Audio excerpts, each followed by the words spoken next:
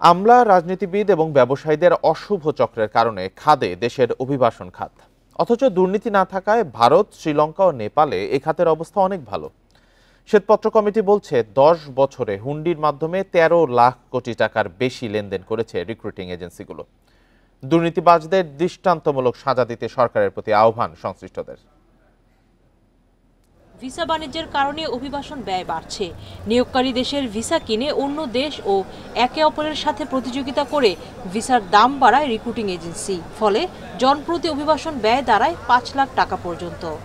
এই বাড়তি টাকার বোঝা চাপে অভিবাসী কর্মীদের উপর। শ্বেতপত্রে বলা হয়েছে, জনপ্রতি 2 লাখ টাকা করে হিসেব করলে 10 বছরে পাচার হয়েছে 13 লাখ কোটি টাকার বেশি, যা কিনা উত্তরা থেকে মতিঝিল পর্যন্ত মেট্রো রেল নির্মাণ ব্যয়ের 4 গুণ। ভিসার জন্য টাকা দিয়েও বিদেশ যেতে না পারা কর্মীদের হিসাব করলে আরেকটি মেট্রো রেল করা যেত। এই সেক্টরের দুর্নীতি কেন দূর করানো যায়নি? এখন যদি মালয়েশিয়ার প্রসঙ্গটায় আসি, সিন্ডিকেশনের লোকগুলোকে ধরে শাস্তিতে আনা, হ্যাঁ, এই কাজগুলো যদি না করি এবং ভবিষ্যতে এই ধরনের সিন্ডিকেশন করা যাবে না, এই জায়গায় যদি আমরা না পৌঁছাই, তাহলে এটা কিন্তু সরকার বদল হবে, কিন্তু অন্যায়গুলো চলতে থাকবে। টিআইবি বলছে, শুধু ভিসা এবং ওয়ার্ক পারমিট বাবদ 6টি দেশে বছরে অর্থ পাচার হয় $2.1 বিলিয়ন। 10 বছরে যার পরিমাণ 25 লাখ কোটি টাকা। সিন্ডিকেটের কারণে শুধু অর্থ পাচার নয়, কর্মীরাও ন্যায্য পাওনা পাচ্ছেন না। জাস্ট ফাইলটা খুলে তাদের দেখতে হবে এবং সেখানে কারা জড়িত তাদেরকে চিহ্নিত হবে। তাদের সাথে একটা হচ্ছে যে প্রত্যক্ষভাবে জড়িত থাকেন, আরেকটা হচ্ছে যে সহায়ক শক্তি হিসেবে ভূমিকা পালন করেন। এই তিনটা পক্ষই কিন্তু আবার সুবিধাভোগী, এরা লাভবান হচ্ছে। যে সুবিধাটা কর্মীদের পাওয়ার কথা, সেই সুবিধাটা এই চক্রটা ভোগ করেছেন। বিপুল প্রবাসী আয় হলেও বাজেটে সবচেয়ে অবহেলিত অভিবাসন খাত।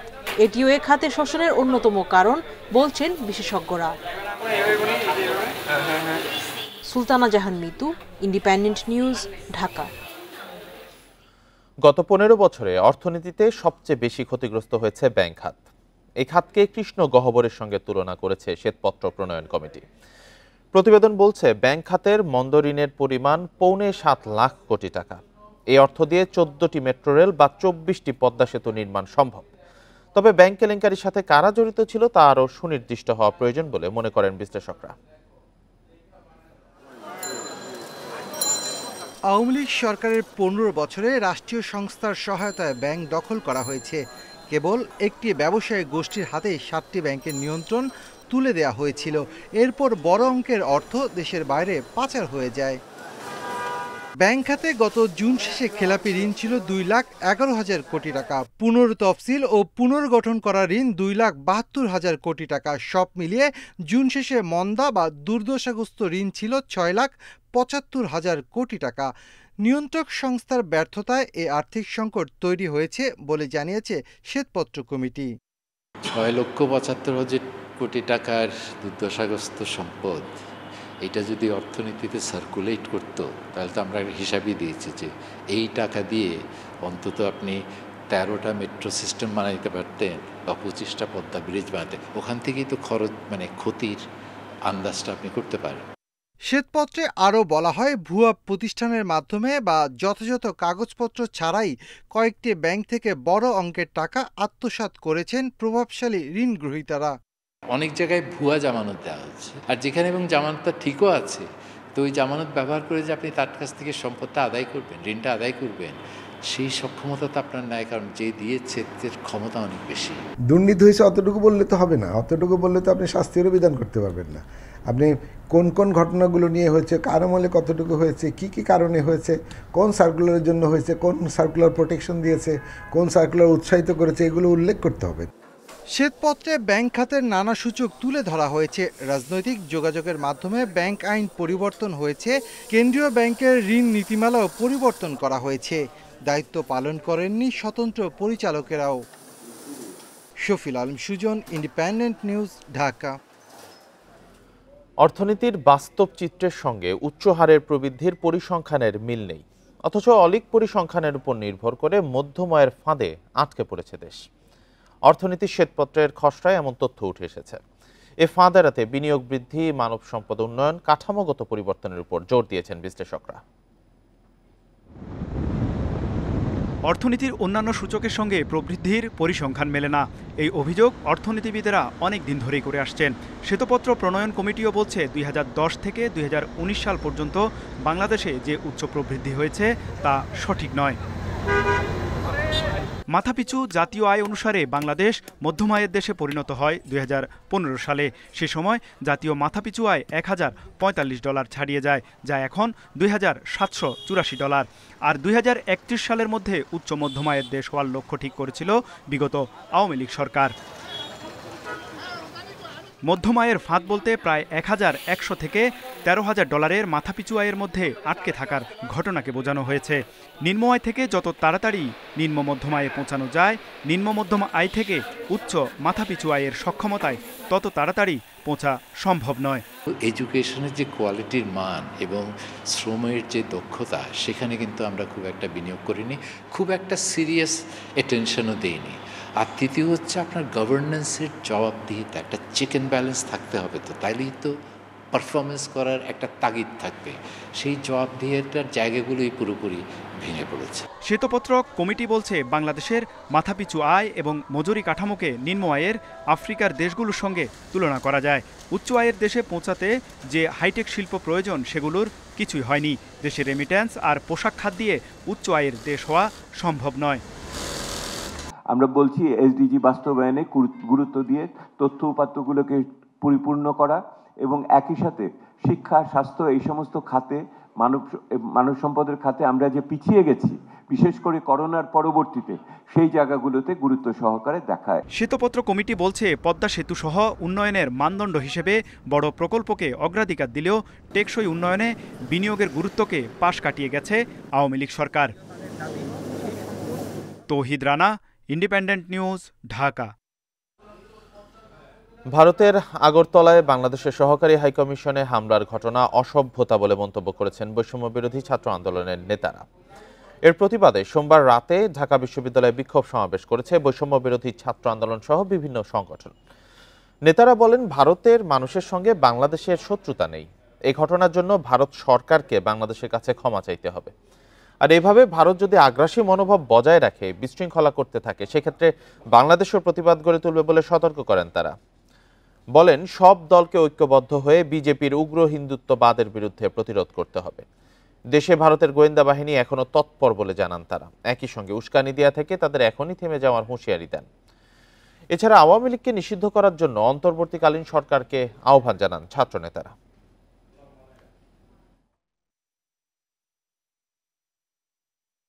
নতুন বাংলাদেশে দিল্লি না ঢাকা স্লোগানের বিপরীতে ঢাকা ঢাকা বলার জন্য যদি একটা মানুষও বেঁচে থাকে, এই একটা মানুষের মৃত্যু পর্যন্ত বাংলাদেশে দিল্লির আধিপত্য বিস্তার করতে দেওয়া হবে না, হবে না, হবে। আমরা ভারতকে বলতে চাই, আপনারা রাষ্ট্র হিসেবে বাংলাদেশের কাছে ক্ষমা চাইবেন। ভারতের সাথে সম্পর্ক হবে চোখে চোখ রেখে। আপনি অর্ডার করবেন আর আমরা চোখ বুঝে দাদা দাদা করবো, এটা চলবে না। এদিকে আগরতলায় বাংলাদেশের সহকারী হাইকমিশনে হামলার প্রতিবাদে বিভিন্ন জেলায়ও বিক্ষোভ সমাবেশ করেছে বৈষম্য বিরোধী ছাত্র আন্দোলন।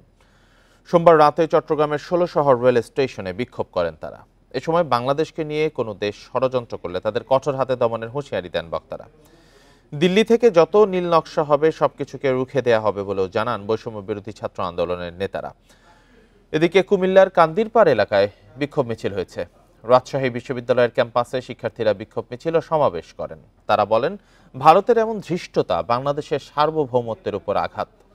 খুলনায় শামসুর রহমান রোডে ভারতের সহকারী হাইকমিশনের সামনে বিক্ষোভ মিছিল করে ছাত্র জনতা। মিছিল থেকে ইসকনকে নিষিদ্ধ করা সহ ফ্যাসিবাদের দোসরদের বিচারের দাবিতে বিভিন্ন স্লোগান দেওয়া হয়।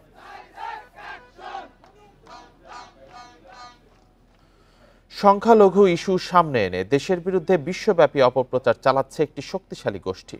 তবে সাম্প্রদায়িক সম্প্রীতি বজায় রাখতে অন্তর্বর্তী সরকার বদ্ধপরিকর। সোমবার রাষ্ট্রীয় অতিথি ভবন পদ্মায় ঢাকায় বিদেশি কূটনীতিকদের এই কথা জানান পররাষ্ট্র উপদেষ্টা তৌহিদ হোসেন। ধর্মীয় সংখ্যালঘু নির্যাতন নিয়ে অপপ্রচার চলছে উল্লেখ করে বিদেশিদের কাছে অন্তর্বর্তী সরকারের অবস্থান ব্যাখ্যা করেন পররাষ্ট্র উপদেষ্টা তৌহিদ হোসেন। যুক্তরাজ্য, চীন, জাপান সহ বেশ কয়েকটি দেশের রাষ্ট্রদূতরা এতে উপস্থিত থাকলেও ছিলেন না ভারতীয় হাইকমিশনার। ভারতকে নিয়ে আমি কিছু বলি, ওইভাবে আমি মিডিয়া সম্বন্ধে বলেছি এবং ভারতীয় দূতাবাসের প্রতিনিধি ছিল। ব্রিফিং শেষে পররাষ্ট্র উপদেষ্টা বলেন, ভারতের গণমাধ্যম বাংলাদেশের বিরুদ্ধে অপপ্রচার চালাচ্ছে, যা মোকাবেলায় তিনি সবার সহযোগিতা চান। আমি এই ব্যাপারে খুব স্পষ্ট, প্রধানত ভারতীয় মিডিয়া, কিন্তু এর বাইরেও অনেক মিডিয়াতে কিন্তু এই ভারতীয়দেরকে যে ভারতীয় মিডিয়ার যে বক্তব্য সেটাকে ধরে কিন্তু আবার অনেকে অন্যান্য মিডিয়া দোষটা, কিন্তু গ্লোবাল ক্যাম্পেইনটা চলছে কিন্তু একটা বিশেষ গোষ্ঠীর দ্বারা, আমাদেরকে তাদেরকে মোকাবেলা করতে হবে। ভারতীয় গণমাধ্যমের ভূমিকার সমালোচনা করে তিনি বলেন, 5 আগস্টের পর কয়েকজন সংখ্যালঘুর উপর নির্যাতন হয়েছে, যা সরকার কখনোই অস্বীকার করেনি, কিন্তু যেভাবে অপপ্রচার চালানো হচ্ছে তা গ্রহণযোগ্য নয়। সাম্প্রদায়িক সম্প্রীতি হচ্ছে আমাদের সমাজের অংশ এবং সরকার এটা বজায় রাখতে দৃঢ় প্রতিজ্ঞ। কোনো মানুষ তার ধর্মীয় বা সাম্প্রদায়িক পরিচয়ের কারণে নিগৃহীত হবে না, এটা আমরা অবশ্যই নিশ্চিত করছি। বাংলাদেশে জাতিসংঘের শান্তিরক্ষী বাহিনী পাঠাতে পশ্চিমবঙ্গের মুখ্যমন্ত্রী মমতা বন্দ্যোপাধ্যায়ের বক্তব্য রাজনৈতিক বলেও মন্তব্য করেন তিনি। মমতা ব্যানার্জির বক্তব্যকে আমরা মমতা ব্যানার্জি ধরনের বক্তব্য হিসেবে দেখতে চাই। রাজনীতিবিদরা তো সবসময় রাজনৈতিক দৃষ্টিকোণ থেকেই বক্তব্য দিয়ে থাকে। আমি মনে করি এটা পশ্চিমবঙ্গের রাজনীতিতে তার অবস্থানের জন্য এটা হয়তো সহায়ক হবে। পররাষ্ট্র উপদেষ্টা বলেন, ঢাকা দিল্লির সম্পর্ক দু দেশের স্বার্থের উপর নির্ভর করে। অন্তর্বর্তী সরকার মনে করে পারস্পরিক স্বার্থ বজায় রেখেই ভারতের সঙ্গে চলতে চায় বাংলাদেশ। Nafijatullah, Independent News, Dhaka. বাংলাদেশে জাতিসংঘের শান্তিরক্ষী পাঠানো নিয়ে পশ্চিমবঙ্গের মুখ্যমন্ত্রী মমতা বন্দ্যোপাধ্যায়ের বক্তব্য স্বাধীন দেশের জন্য হুমকি স্বরূপ। এমন মন্তব্য করে অবিলম্বে বক্তব্য প্রত্যাহারের দাবি জানিয়েছেন বিএনপি মহাসচিব মির্জা ফখরুল ইসলাম আলমগীর। সোমবার রাতে লন্ডন থেকে মুঠোফোনে দেয়া এক প্রতিক্রিয়ায় বিএনপি মহাসচিব এসব কথা জানান। এ বিষয়ে কয়েকটি পত্রিকায় সংবাদ হয়েছে উল্লেখ করে মির্জা ফখরুল বলেন, মমতা বন্দ্যোপাধ্যায়ের উক্তি সম্পূর্ণভাবে বাংলাদেশের স্বাধীনতা ও সার্বভৌমত্বের প্রতি হুমকি। এই বক্তব্যের মধ্য দিয়ে বাংলাদেশের প্রতি ভারতীয় নেতাদের নেতিবাচক দৃষ্টিভঙ্গির কিছুটা হলেও প্রকাশ পেয়েছে। বাংলাদেশের সাম্প্রদায়িক সম্প্রীতি ক্ষুণ্ণ হওয়া বা বিপন্ন হওয়ার যে কল্পকাহিনী ভারতীয় গণমাধ্যমগুলোতে প্রচারিত ও প্রকাশিত হচ্ছে তা কোনো মতেই গ্রহণযোগ্য নয় বলেও মন্তব্য করেন তিনি।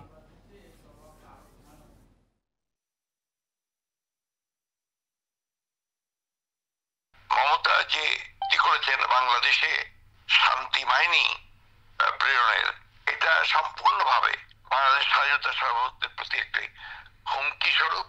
এই মন্তব্য তার অবিলম্বে প্রত্যাহার করা উচিত এবং এই ধরনের কোনো চিন্তাও তাদের মধ্যে আসা উচিত হবে না। প্রতিপক্ষ দুর্বল হলেও অতীতের যে কোনো সময়ের চেয়ে আগামী নির্বাচন বিএনপির জন্য কঠিন হতে যাচ্ছে বলে মন্তব্য করেছেন দলটির ভারপ্রাপ্ত চেয়ারম্যান তারেক রহমান। বিকেলে খুলনায় দলের প্রশিক্ষণ কর্মশালায় লন্ডন থেকে ভার্চুয়াল মাধ্যমে দেওয়া বক্তব্যে তিনি মন্তব্য করেন। খুলনা প্রেস ক্লাবের রাষ্ট্র কাঠামো মেরামতের 31 দফা ও জনসম্পৃক্ততা বিষয়ে ময়মনসিংহ ও খুলনা বিভাগের কর্মশালার আয়োজন করে বিএনপির প্রশিক্ষণ বিষয়ক কমিটি। সেখানে বক্তব্য রাখেন এই দুই বিভাগের নেতারা। ক্রিমিনালাইজেশন বিভিন্ন সময় প্রধান অতিথির বক্তৃতায় আগামী নির্বাচনে বিএনপির জন্য ফাঁকা মাঠ রয়েছে এমন মনোভাবের বিষয়ে নেতাকর্মীদের সতর্ক করেন দলের ভারপ্রাপ্ত চেয়ারম্যান। সামনের যে নির্বাচন আমরা ফেস করতে যাব, হতে পারে আমাদের একটি প্রধান প্রতিপক্ষ অনেক দুর্বল হয়ে গেছে, তারপরেও এই নির্বাচন বাংলাদেশের যে কোনো নির্বাচনের থেকে অনেক কঠিন নির্বাচন হতে যাচ্ছে, অনেক কঠিন নির্বাচন হতে যাচ্ছে। যে কোনো মূল্যে জনগণের সমর্থন ধরে রাখতে নেতাকর্মীদের পরামর্শ দেন তারেক রহমান। জনগণের আস্থা আপনাদের উপরে আছে, আমাদের উপরে আছে, বিএনপির উপরে আছে। এটি ধরে রাখার দায়িত্ব আপনার এবং আমার এবং আমাদের সকলের। এটি ধরে রাখার দায়িত্ব কিন্তু জনগণের না। জনগণ আস্থা রাখবে তার উপরেই যে জনগণের সাথে থাকবে। এই 31 দফাকে যদি আমাদের সফল করতে হয়, যে কোনো মূল্যে জনগণের সমর্থনকে আমাদের পক্ষে রাখতে হবে। নিজেদের ভুল ভ্রান্তি থাকলে তা থেকে বেরিয়ে আসতে নেতাকর্মীদের প্রতি আহ্বান জানান বিএনপির ভারপ্রাপ্ত চেয়ারম্যান। যদি এই কাজ করে যাচ্ছে ভিতরে ভিতরে এই জাহানারা পারভিন, ইন্ডিপেন্ডেন্ট নিউজ, ঢাকা। দক্ষিণ এশিয়ার দেশগুলোর অভিন্ন স্বার্থে আঞ্চলিক সংস্থা সার্ক কার্যকরে সংস্থার সচিবালয়কে আরও নিবিড়ভাবে কাজ করার আহ্বান জানিয়েছেন প্রধান উপদেষ্টা ডক্টর মোহাম্মদ ইউনূস। সোমবার তেজগাঁওয়ে নিজ কার্যালয়ে সার্কের মহাসচিব গোলাম সরওয়ারের সঙ্গে বৈঠকে তিনি আহ্বান জানান। প্রধান উপদেষ্টা বলেন, সার্ক পুনরুজ্জীবিত করতে পারলে তা পুরো অঞ্চলের মানুষের কল্যাণ বয়ে আনবে। বাংলাদেশ, ভারত ও ভুটানের মতো প্রতিবেশী দেশগুলোতে নেপালের জলবিদ্যুৎ রপ্তানির মতো বহুপক্ষীয় বিষয়ে কাজ করারও আহ্বান জানান ডক্টর ইউনূস। এ সময় জানুয়ারিতে বাংলাদেশ যুব উৎসবে যোগ দিতে সার্কভুক্ত দেশগুলোর তরুণদের আমন্ত্রণ জানান তিনি। প্রধান উপদেষ্টাকে ধন্যবাদ জানিয়ে গোলাম সরওয়ার বলেন, সার্ক পুনরুজ্জীবিত করার জন্য তার আহ্বানে দক্ষিণ এশিয়ার নেতারা উৎসাহিত হয়েছেন।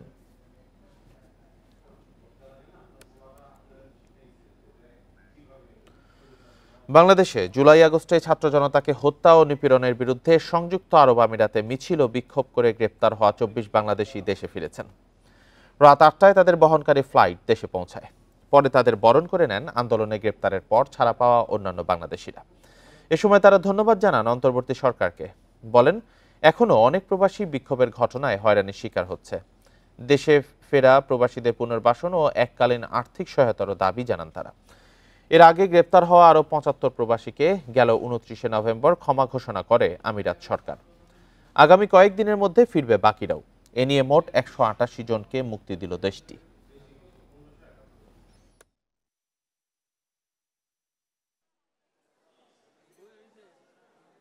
সরকার প্রধান ডক্টর ইউনূস স্যারকে এবং ডক্টর আসিফ নজরুল স্যার সহ যারা আমাদের নিয়ে কাজ করেছেন তাদের ধন্যবাদ এবং কৃতজ্ঞতা জানাচ্ছি সাংবাদিক ও মিডিয়া ভাইদেরকে। আমাদের 115 জন ভাই যারা দেশে ফেরত আসছে ওদেরকে জিসিসি ব্লক দেওয়া হয়েছে।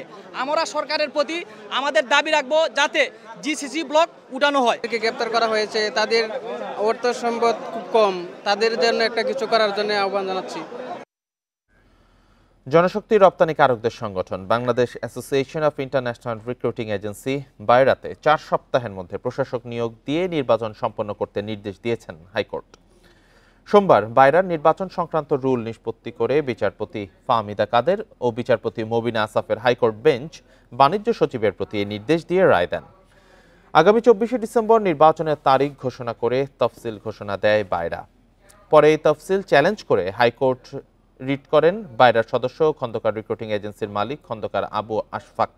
সে রিটের শুনানির পর গত 5 নভেম্বর নির্বাচন 6 মাসের জন্য স্থগিত করার পাশাপাশি তফসিলের বৈধতা প্রশ্নে রুল জারি করেন হাইকোর্ট।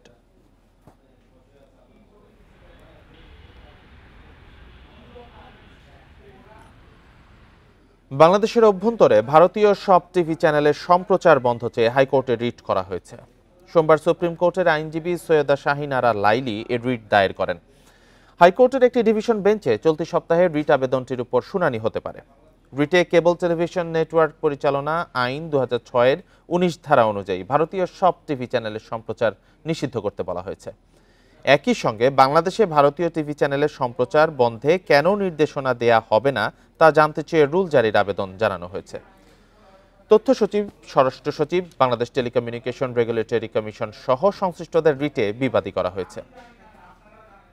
প্রতিবন্ধিতা কোনো বাধা নয়, এর প্রমাণ শৈলী ও রুমিরা। সব বাধা পেরিয়ে তারাও নিজেকে সঁপে দিয়েছে দেশ সেবায়। তবুও বাবা মায়ের দুশ্চিন্তার শেষ নেই। প্রতিবন্ধীদের প্রতি সমাজের দৃষ্টিভঙ্গি আর রাষ্ট্রীয় ব্যবস্থা নিয়ে তাদের হতাশা রয়েই গেছে। এমন বাস্তবতার মধ্যেই পালিত হচ্ছে বিশ্ব প্রতিবন্ধী দিবস। এদিনে সাধারণের মতোই স্বীকৃতি পাওয়ার আশা তাদের।